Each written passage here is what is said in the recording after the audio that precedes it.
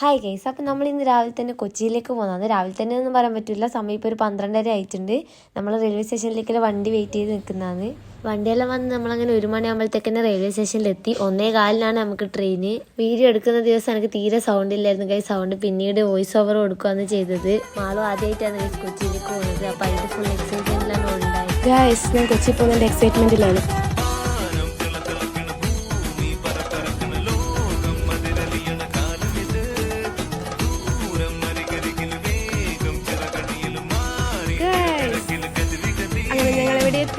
കൊച്ചിയിലെത്തി.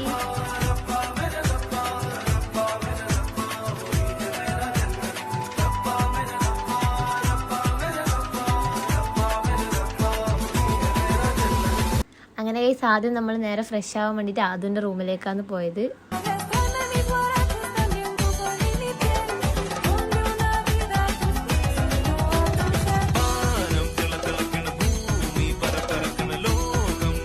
ഗായ്സ്, അപ്പോൾ നമ്മളിതാ റെഡി ആയിട്ട് പോവാന്ന്. റൂം പോയി ഫ്രഷ് ആയിട്ട് വരുന്നതാണ്. ഒരാൾ സൗണ്ട് ഇല്ലായിട്ട് അനങ്ങാതെ ഒന്നും അനങ്ങുന്നില്ല. സൗണ്ട് ഇല്ലാതുകൊണ്ടാണ് അവള് ചിരിച്ച് കാണിക്കുന്നത്.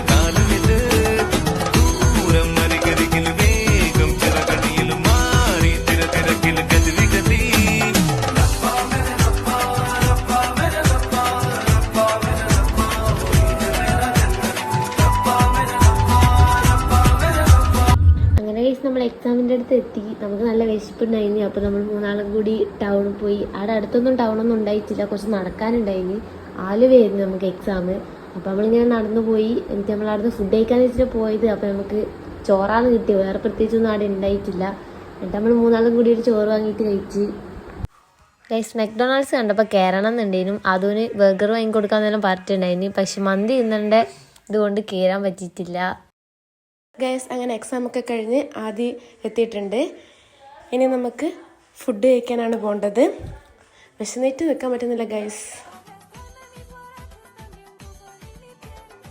പിന്നെ വലിയൊരു കാര്യമുണ്ട് ഗൈസ്, ചിന്നു ഇല്ല ഇന്ന് നമ്മളെ കൂടെ. പിന്നെ ഫുഡ് കഴിക്കാൻ കഴിച്ചിട്ട് മന്തിയെല്ലാം കണ്ടെടുത്താണ് ചിന്നുവിൻ്റെ നമുക്ക് ഓർമ്മ വന്നത്. അതെ അതെ